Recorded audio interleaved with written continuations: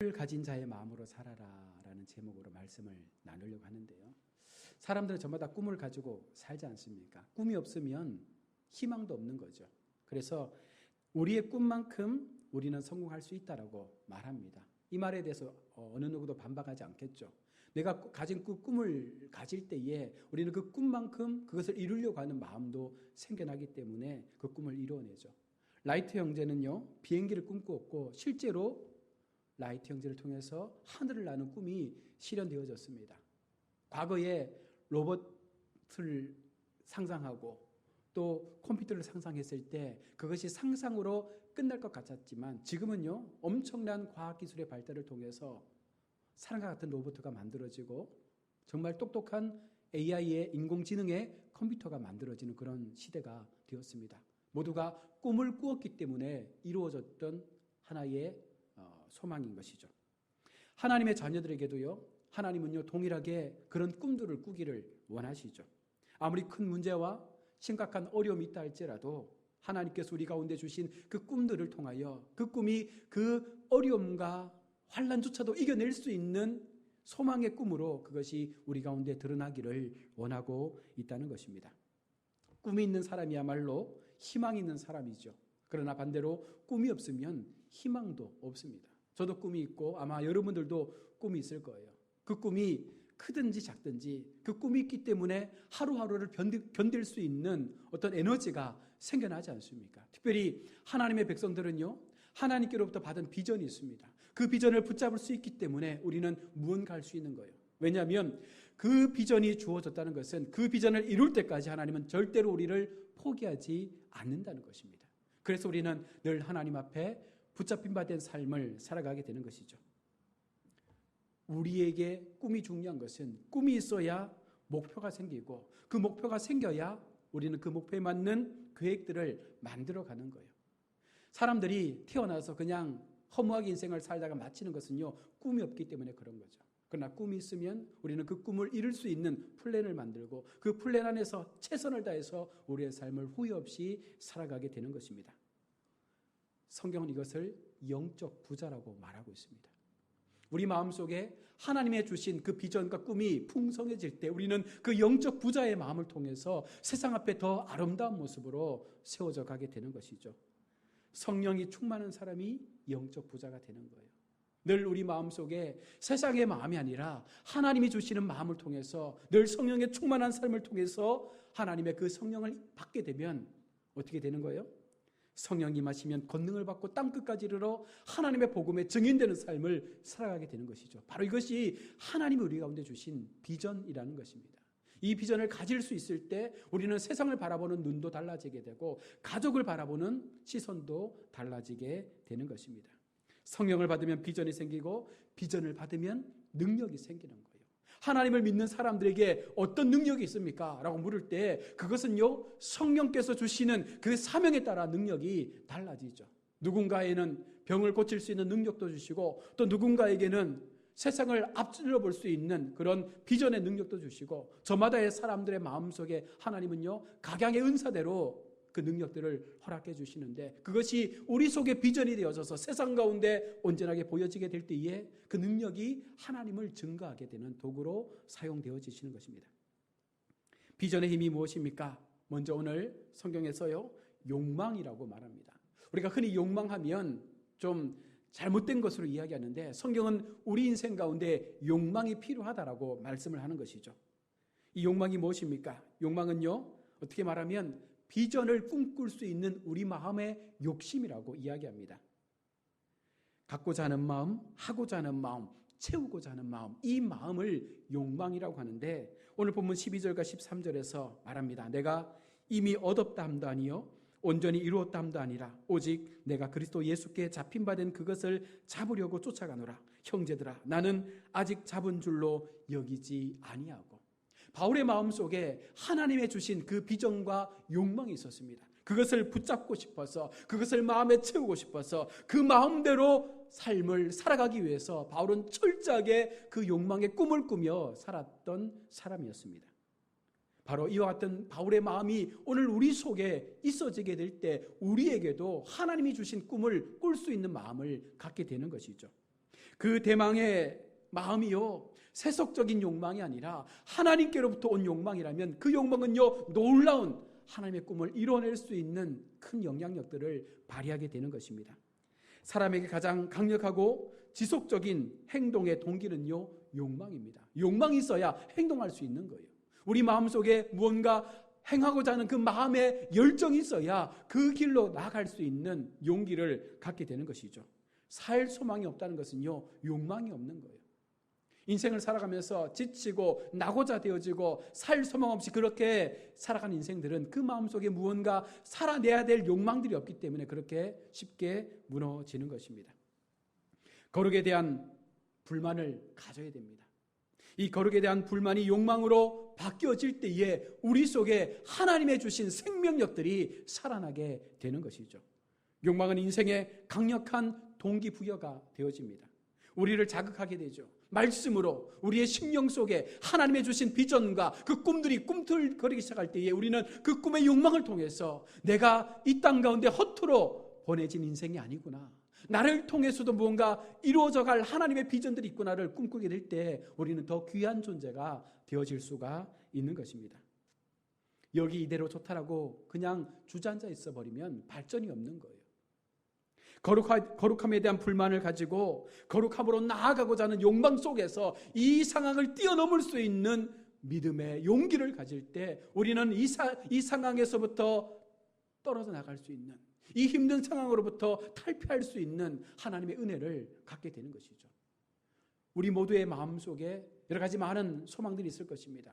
육신의 질병이 있고 경제적 어려움이 있고 자식의 힘든 상황이 있고 또 사업의 곤감들이 있을 때에 그런 어려움의 상황 속에서 그냥 주저앉아 버리면 여러분 희망이 없는 거예요.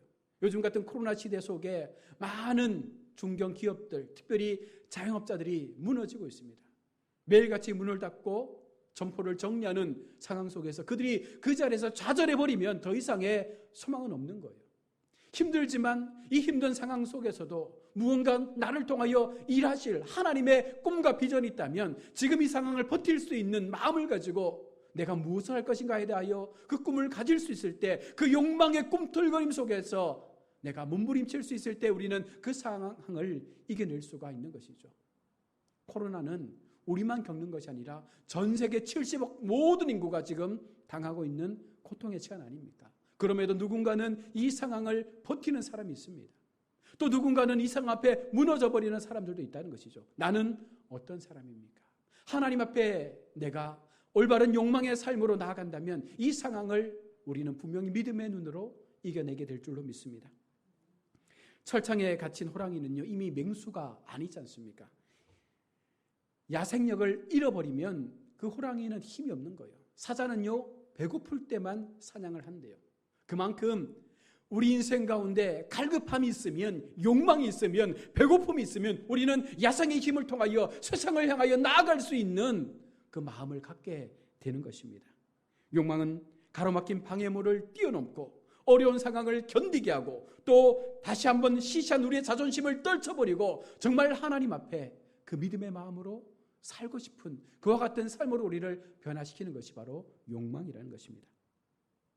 또 하나는 목표죠. 오늘 바울에게는요, 분명한 목표가 있었습니다. 여러분들도 목표가 있죠. 왜 삽니까? 라고 물었을 때 그냥 삽니다 라고 말하는 사람들은요, 목표가 없는 사람이에요. 우리 속에 내가 청년이 되어지고 또 결혼을 하게 되고 그러면서 자녀를 낳고 직장에서 혹은 일터에서 우리의 삶의 자리에서 꿈꿔가야 될 어떤 그런 자리가 있지 않습니까? 30대에는 이것을 이루고 40대에는 이것을 이루고 50대에는 이것을 이룰 수 있는 그런 목표 속에서 인생을 살아가는 것처럼 오늘 바울은요, 그 목표를 가지고 살았습니다. 그 목표가 바울에게는요, 살 수 있는 힘의 근원이 되었습니다. 목표란 눈으로 표적을 삼는 것을 말합니다. 우리의 시선이 무엇을 보며 살아가느냐에 따라서 그것이 결국은 우리 눈앞에 도달하게 될 때가 있다는 거예요. 아주 멀리 있는 것처럼 보여지지만 우리가 그 목표를 향해서 열심히 달려가다 보면 어느 순간 그 목표점이 우리 눈앞에 다가올 때가 있다는 것이죠. 그것이 바로 결실이라고 말합니다. 목표가 사람을 이끌고 그 목표가 우리 인생 가운데 희망을 주죠. 오늘 본문에 표대를 향하여 나아간다라는 이 말씀은요, 그것을 잡으려고 쫓아간다는 거예요. 그냥 멍하니 목표를 바라보는 것이 아니라 그 목표를 정했다면 그 목표를 향해서 열심을 다해 달려가는 것이 목표를 쫓아가는 사람들의 삶인 것이죠.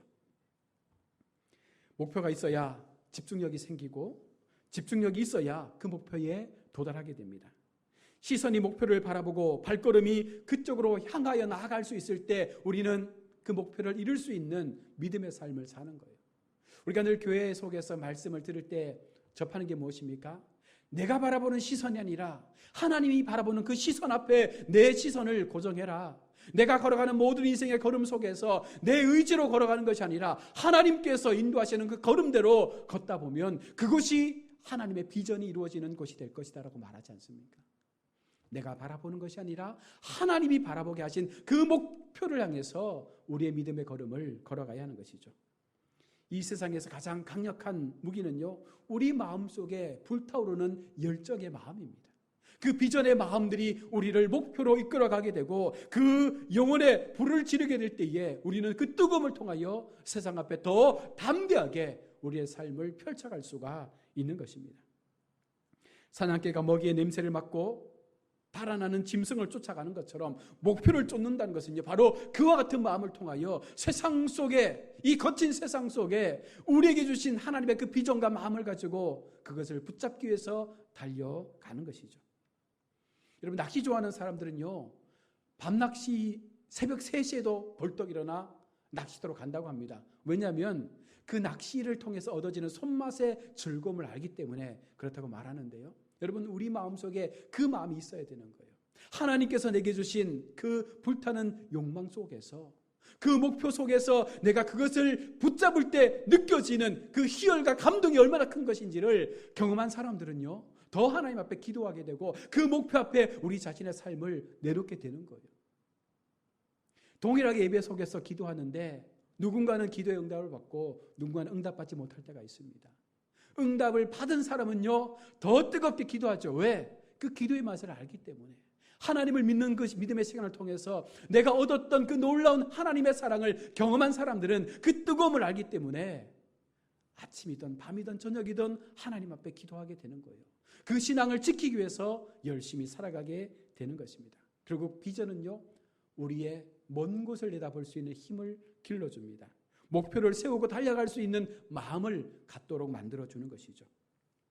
우리 성경에 나오는 베드로를 바라볼 때 인간적인 눈으로 보면 베드로는 쓸모없는 사람 아닙니까?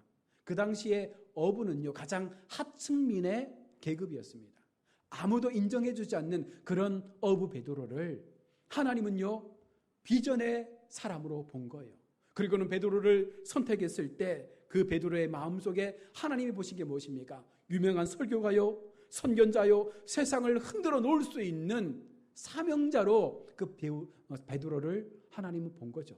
그리고 예수님은 그 베드로를 택해서 제자 삼으셨고, 그 비전처럼 베드로는요, 죽기까지 하나님을 전하다가 생명의 삶을 마쳤던 인물로 기록되어져 가고 있습니다.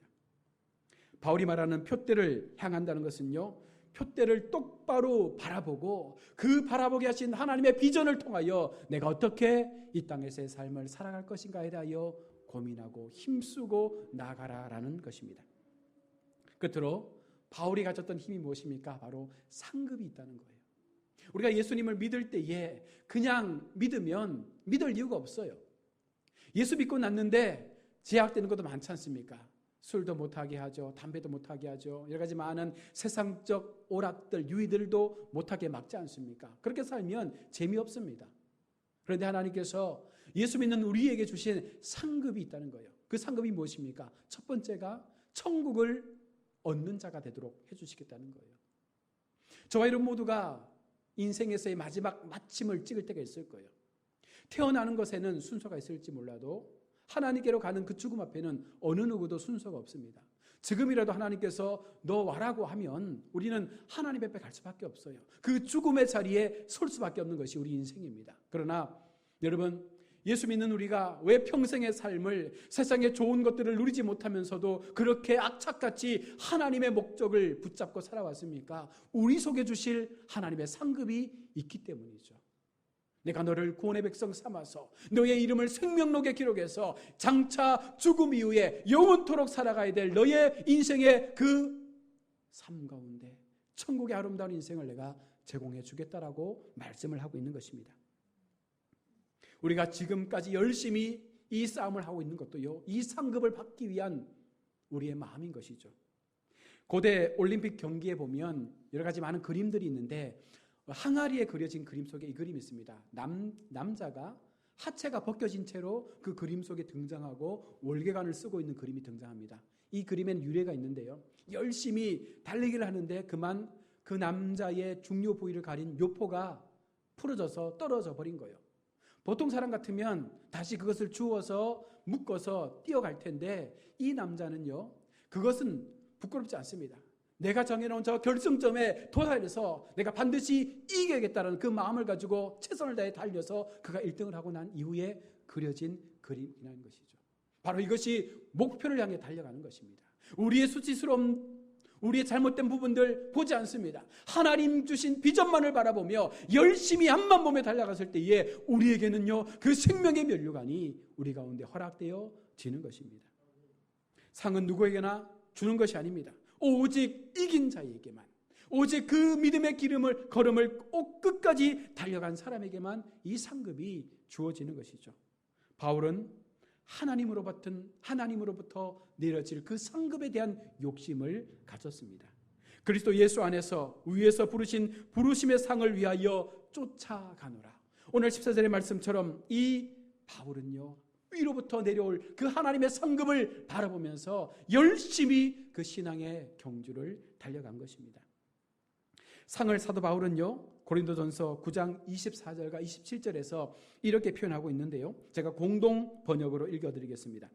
경기장에서 다름질하는 사람들이 다 같이 달리지만 상을 받는 사람은 하나뿐이라는 것을 여러분은 모르십니까? 여러분도 힘껏 달려서 상을 받도록 하십시오. 경기에 나서는 사람은 온갖 어려움을 이겨내야 합니다. 그들은 썩어질 월계관을 얻으려고 그렇게 애쓰지만 우리는 불멸의 월계관을 얻으려고 애쓰는 것입니다. 그러므로 나는 다름질을 하되 목표 없이 달리지 않고 권투를 하되 허공을 치지 않습니다. 나는 내 몸을 사정없이 단련하여 언제나 민첩하게 움직일 수 있게 합니다. 바울이 바라봤던 그 하늘의 상급에 대한 기대가 이처럼 바울을 달리게 한 거죠. 얼마 전 일본의 도쿄올림픽이 끝났습니다. 왜 선수들은 4년 동안 죽기 살기로 운동했을까요? 보름간의 그 20일간의 일정 동안 그 싸움에서 얻을 메달을 위해서 그들은 4년의 시간들을 매년마다 준비하고 달려왔습니다. 그들 속에 얻어질 그 메달을 위해서. 그러나 우리는 그런 세상적 메달에 가치를 두는 것이 아닙니다. 하늘로부터 임하는 그 생명의 메달을 얻기 위해서 우리는 지금도 이 선한 경주를 달려가는 것이죠. 그 상을 받으려고 우리는 고단한 시간들을 지금도 달려가고 있습니다. 생명의 면류관, 영광의 면류관, 그 의의 면류관이 우리 가운데 주어짐을 믿기 때문에 우리는 그 면류관의 역사를 이루어가기 위해서 지금도 이 믿음의 경주를 달려가는 것입니다. 구원은 모든 믿는 자에게 주어지는 보편적인 선물이지만 상급은요, 충성된 행위를 통하여 하나님 앞에 더 큰 기쁨으로 나아가는 희생적인 헌신자들에게 주어지는 상급이라는 거예요. 그래서 하늘나라 갔을 때 우리에게 주어질 그 상급의 가치가 다르다는 것을 우리가 바라보면서 우리는 더 힘껏 하나님 앞에 이 믿음의 경주를 달려가야 하는 것이죠. 오늘 16절 말씀에 오직 우리가 어디까지 이르렀던지 그대로 행할 것이라.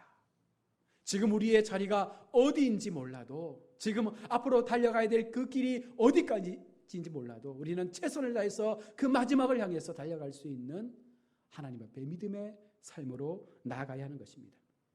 미래에 대한 꿈이 없다면 지금보다 더 나아질 수도 없고 당당한 주역으로 살아갈 수 있는 은혜도 우리는 누리지 못할 것입니다.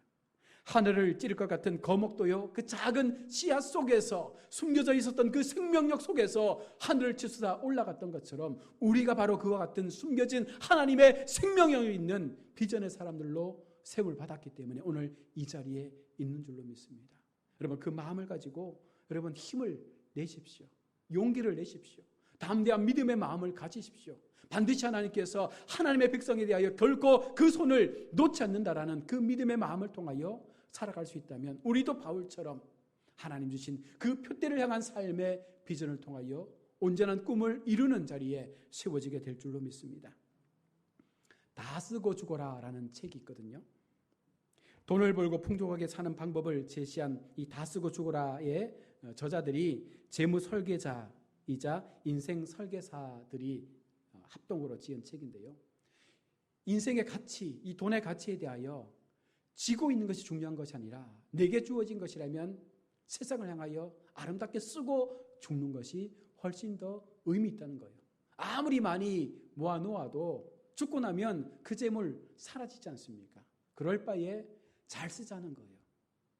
올바른 쪽에 잘 쓰자는 거예요. 초가 태워지면 그 초의 불빛 때문에 그 열 때문에 녹아서 사라지지 않습니까? 그러나 그 초가 태워져 사라지는 동안 그 어두움을 밝히는 것처럼 우리가 우리를 비우고 우리를 버리고 우리를 포기하고 우리의 삶을 내려놓을 때 누군가는 그 빛을 통하여 하나님을 보게 된다는 거예요. 우리의 희생을 통하여 우리가 다 쓰고 사는 그 삶을 통하여 내게 주신 하나님의 그 열정과 그 모든 삶의 의미들을 다 쏟아내고 그렇게 살아감으로 말미암아 누군가는 그 빛 속에서 하나님의 빛을 보게 된다는 것입니다. 여러분, 그렇게 사는 것이 목표를 위한 삶이라는 것이죠. 여러분, 이 마음을 가질 때 우리 인생은 가치가 있는 거예요. 돈 없다고, 건강 없다고, 환경 안 좋다고 나는 아무것도 못해. 아닙니다. 그거는 하나님도 아는 사실이죠. 하나님께서 그런 나에게도 꿈을 주시고 비전을 주셨다는 것은 그것을 반드시 회복할 수 있는 때도 주신다는 거예요. 그 마음을 가질 때 어느 순간 하나님의 위로 속에서 육신의 질병도 고침받는 것이고 물질의 어려운 상황도 회복되어지는 것이고 때로는 우리의 곤고한 그 시절 속에 하나님의 위로의 손길의 은혜를 경험하게 되는 줄로 믿습니다. 그 마음으로 또 한 주간 정말 하나님 앞에 우리의 바른 믿음의 모습을 통해서 승리하시는 온전한 목표의 삶을 이뤄낼 수 있는 비전의 걸음으로 나아가시는 우리 모두가 될 수 있기를 주님의 이름으로 축원합니다. 아멘. 우리 함께 말씀을 기억하면서 우리 함께 기도하는 시간을